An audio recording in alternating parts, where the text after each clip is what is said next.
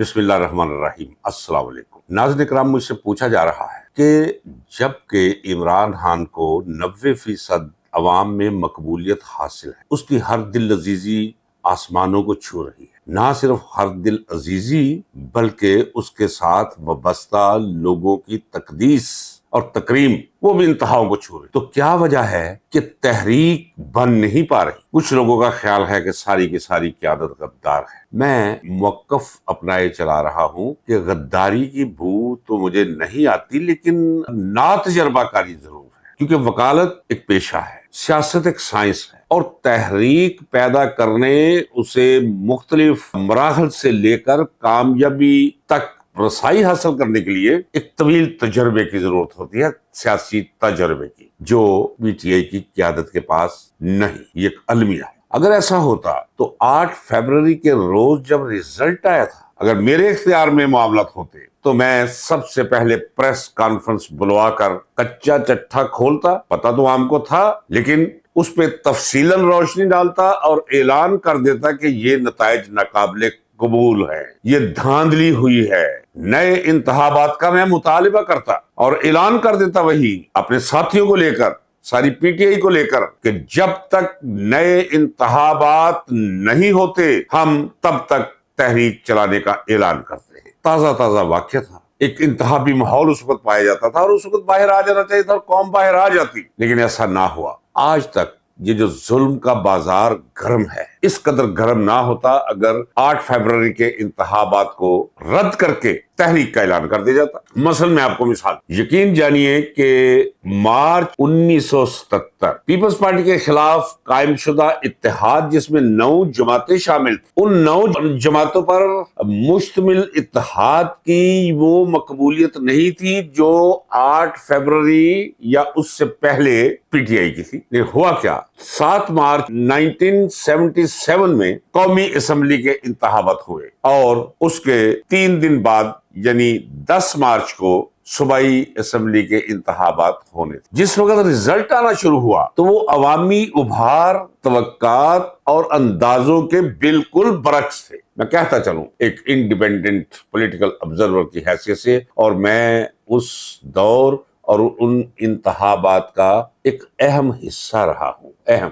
معمولی نہیں، اہم۔ دھاندلی ہوئی تھی، لیکن اتنی دھاندلی نہیں ہوئی۔ آپ کہہ لیں کہ اس کا 25% دھاندلی عمل میں آئی تھی۔ ہوا کیا، تب نوابزادہ نصر اللہ خان تھے، شاہ عبد نورانی تھے، مولانا مفتی محمود تھے، میاں طفیل محمد تھے، سردار عبدالقیوم خان تھے، غوث بخش بزنجو تھے، ولی خان اور ان کی نمائندی ان کی زوجہ نسیم ولی خان کر رہی تھی۔ اسی طرح جن کا نام رہ گیا ہے، یہ وہ بھاری بھرکم لوگ تھے۔ بھاری بھرکم وہ اس لیے تھے کہ ان کی پشت پر سیاسی تجربہ موجود تھا، وہ تحریکوں کا حصہ رہ چکے تھے۔ ان میں سے اکثر نے ہندوستان کی آزادی کی تحریک چلتے ہوئے دیکھی تھی، اس کا حصہ بھی رہے تھے، لہٰذا وہ احتجاجی تحریک کی سائنس کو سمجھتے تھے۔ مجھے اچھی طرح یاد ہے کہ جب 10 اور 11 فروری کی درمیانی شب نتائج آنا شروع ہوئے اور 2 بج گئے تو پیغام آ گیا کہ ہم ان انتخابات کو تسلیم نہیں کرتے۔ فردن پاکستان قومی اتحاد کے تمام قائدین کا تقریباً پیغام آ چکا تھا۔ اسی رات 2 گھنٹے کی میٹنگ کی تمام سیاسی جماعتوں کے قائدین نے اور فیصلہ کر کے ایک اعلامیہ جاری کر دیا۔ اعلامیہ کیا تھا؟ یہ جو انتخابات ہوئے ہیں آج یعنی 10 مارچ، ہم ان انتخابات کو بوگس قرار دیتے ہیں۔ پاکستان کی تاریخ کی بدترین دھاندلی ان انتخابات میں، عوام کا مینڈیٹ چوری کیا گیا ہے، لہٰذا ہم مطالبہ کرتے ہیں کہ وزیر اعظم ذوالفقار علی بھٹو مستعفی ہو، یہ حکومت ختم ہو، ایک انٹرم گورنمنٹ وجود میں ہے جو انتخابات کروائے، انتخابات کی تاریخ دے کر۔ اور اگر نئے انتخابات نہیں کرائے جاتے یا ان کا اعلان نہیں کیا جاتا تو تب تک ہم احتجاجی تحریک چلانے کا اعلان کرتے ہیں، جب تک ہم اس حکومت کو گرا نہ لیں اور نئے انتخابات کا ماحول نہ پیدا کر۔ صبح یعنی اگلے دن آہستہ آہستہ تحریک کا کوئی امکان پیدا ہونا شروع ہو گیا، جب لوگوں نے کہنا شروع کر دیا، تائید کرنی شروع کر دی کہ واقعتاً دھاندلی، وہ دھاندلی 25% ہوئی، وہ اتنی غلیظ، اتنی ننگی اور اتنی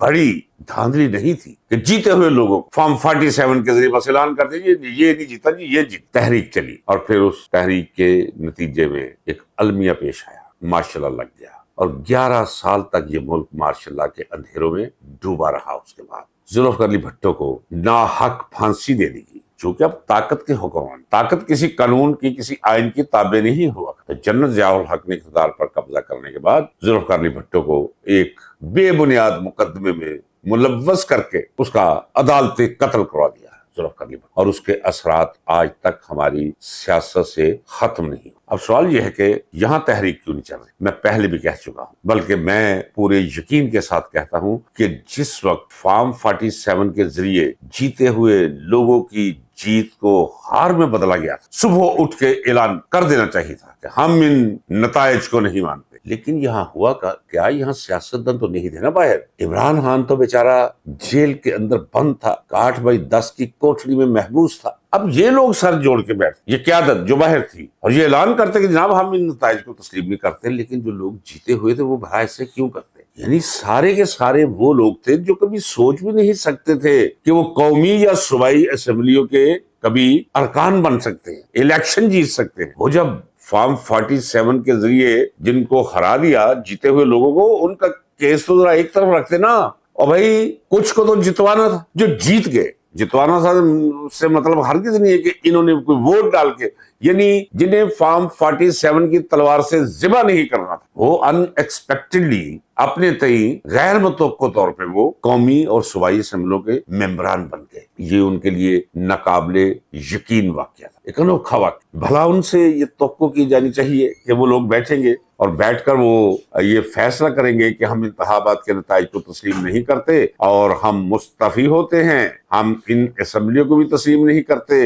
اور ہم اس وقت تک تحریک چلائیں گے جب تک کہ اس ناجائز حکومت کا خاتمہ نہیں ہو جاتا اور نئے انتخابات کا اعلان نہیں کیا جاتا. تو ناظرین کرام ایسا نہ ہوا. جب ایسا نہ ہوا تو پھر سپیس تنگ ہوتی چلی گئی, اور وہ ایئر کنڈیشنڈ ایوانوں کے کیفیٹیریاز, وہ بھاری بھرکم تنخواہ, وہ پروٹوکول, وہ عزت, اب یہ سب کچھ چھوڑنے کے لیے تیار نہیں, کچھ جیل جانے کے لیے تیار نہیں. اصل بات میں آپ کو بتا دیتا ہوں ناظرین کرام, وجہ یہ ہے کہ سارے کے سارے, مجھے سارے کہنے دیجیے, غیر سیاسی لوگ ہیں. المیہ یہ ہے پی ٹی آئی کا جو پارلیمنٹس میں پہنچے. اب عمران خان کا انجام انصاف نظر آ رہا ہے کہ کوئی قانون نہیں, کوئی منصف نہیں, کوئی عدالت نہیں, کوئی داد رسی نہیں, کوئی انصاف کی توقع نہیں. تو انہیں بھی یہ میسج دیا گیا ہے کہ اگر آپ لوگوں نے زیادہ چوچنا کرنے کی کوشش کی تو وہی حال ہو جائے گا جو عمران خان کا ہے, جو اعجاز چودھری کا ہے, جو محمود الرشید کا ہے, جو ڈاکٹر یاسمین راشد کا ہے, جو سرفراز چیمہ کا ہے. انہیں عبرت کا نشان بنایا ہوا ہے دراصل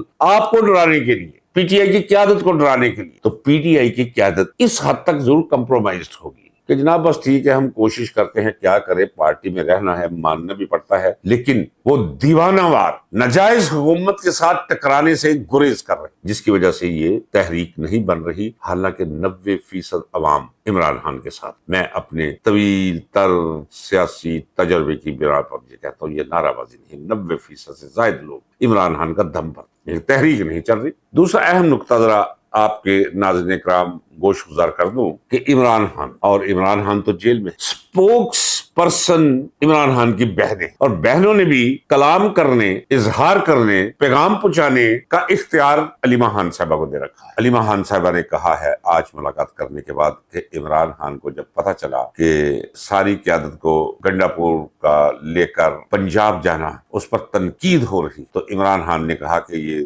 تنقید بند کر, کیونکہ پارٹی کے اندر ایک ڈسپلن ہونا چاہیے, نہیں تو پھر تو ہر کوئی 1.5 اینٹ کی مسجد اپنی تعمیر کرتا پھرے گا. لیکن ایک پہلو بڑا خوش آئند ہے, اور وہ پہلو باقی ساری کہانی, عمران خان نے جو کچھ بھی کہا ہے سر تسلیم ہم, لیکن پوری کی پوری کہانی علم نشرہ وہ کر جاتا ہے. وہ کیا, وہ یہ کہ کوئی 90 دن کا فارمولا نہیں, 5 اگست اپنی جگہ پر قائم, عوام نکلے. اب میرا ذاتی خیال یہ ہے ناظرین کرام, میں کوئی بات اپنے دل و دماغ میں نہیں رکھتا ہوں جو میں سوچ رہا, جو نتیجتاً میں اڈاپٹ کر چکا ہوں. اس طرح تو پارٹی ٹوٹ جاتی. کیا تھا اگر یہ پوچھنا شروع کر دیا جاتا, شو کاز نوٹس دے دیے جاتے, جی آپ کیوں گئے, جی آپ کیوں گئے, جی آپ کیوں گئے, تو پھر لوگ کیا کہتے ہیں, ٹھیک ہے جی مصیبت تو پہلے ہی ہے, آگ لگی ہوئی ہے, ظلم کا بازار گرم ہے, دوزخ دہکا ہوا ہے, اور ہم کھڑے ہیں, اور اگر ہم پر ہی اعتبار نہیں تو پھر ٹھیک ہے ہم گھروں پہ بیٹھ جاتے ہیں. تو یہ جیت ہوتی ان لوگوں کی جو عمران خان کو طویل مدت تک قید رکھنا چاہتے ہیں، اسے سزائیں دینا چاہتے ہیں، اسے توڑنا چاہتے ہیں، اسے سمجھوتے پر مجبور کرنا چاہتے ہیں۔ یہ ان کی جیت ہو۔ عمران خان نے لاہور جانا جس انداز میں بھی لیا ہے وہ اپنی جگہ، لیکن عمران خان کی سوجھ بوجھ کو میں داد دیتا ہوں، دیانتداری کے ساتھ میں کہتا ہوں، سنجیدگی کے ساتھ کہتا ہوں، غور و فکر کے بعد ٹھنڈے دل و دماغ کے ساتھ میں کہتا ہوں کہ کمال کیا ہے۔ عمران خان کو یہی کرنا چاہیے تھا اور یہی کہنا چاہیے۔ اس نے بات بھی واضح کر دی ہے کہ کوئی 90 دن والا فارمولا کوئی نہیں ہے، اس کے ساتھ میرا کوئی تعلق نہیں، 5 اگست۔ اور دوسری طرف اس نے کہہ دیا ہے کہ تنقید مت کرے جو گئے ہیں لاہور۔ چلے آپ سے بھی گزارش ہے کہ تنقید بند کر دیں، ذرا چیزوں کو اپنے ڈیو کورس میں آگے بڑھنے۔ صداقت کبھی چھپ نہیں سکتی اور جھوٹ کبھی ہمیشہ کے لیے پردوں میں رہ نہیں سکتی۔ ناظرین کرام، ایک معاملہ تو صاف ہوا، کلیئر ہوا، واضح ہوا، وہ یہ کہ 5 اگست کی تاریخ ہے۔ آپ کا محبوب قائد جیل میں نہیں، جیل کے اندر ایک جیل ہے جسے دوزخ کہنا مبالغہ نہ ہوگا۔ 8x10 کے سیل کے اندر بند ہے، جہاں پنکھا بھی بند کر دیا جاتا ہے جان بوجھ کر۔ اس نے پکارا ہے آپ کو ایک دفعہ پھر کہ 5 اگست تک مومنٹم اس مقام پر لے جائے جس مومنٹم کو دیکھ کر عمران خان اگلا لاہ عمل قوم کو دیں گے کہ اب کیا کرنا چاہیے۔ اگلا لاہ عمل، لائن آف ایکشن ڈیپینڈ کرتا ہے کہ 5 اگست تک یہ قوم اپنی حقیقی آزادی کے لیے اور اپنے محبوب قائد کی رہائی کے لیے کس حد تک تحریک کو آگے لے جا سکے۔ 9.5 کروڑ نوجوان ہیں اس ملک کے اندر۔ میں آپ کو یقین دلاتا ہوں انتہائی دیانتداری کے ساتھ اور اپنے تجربے کے پس منظر میں کہ اگر آپ میں سے 20% لوگ بھی اپنے اپنے علاقوں میں باہر نکل آئے ابتدا میں پورے جوش و جذبے کے ساتھ، تو 5 اگست تک وہ عالم بن سکتا ہے جو عالم 1979 میں ایران کی سرزمین نے دیکھا تھا جب خمینی تشریف لائے تھے باہر سے۔ پورا ایران گھروں سے باہر نکلا ہوا۔ ایسا منظر آپ کو بنانا پڑے گا، تبھی آپ اپنی نسلوں کے مستقبل کو محفوظ کر سکتے ہیں، پاکستان کو رہنے کے قابل ملک بنا سکتے ہیں اور اپنی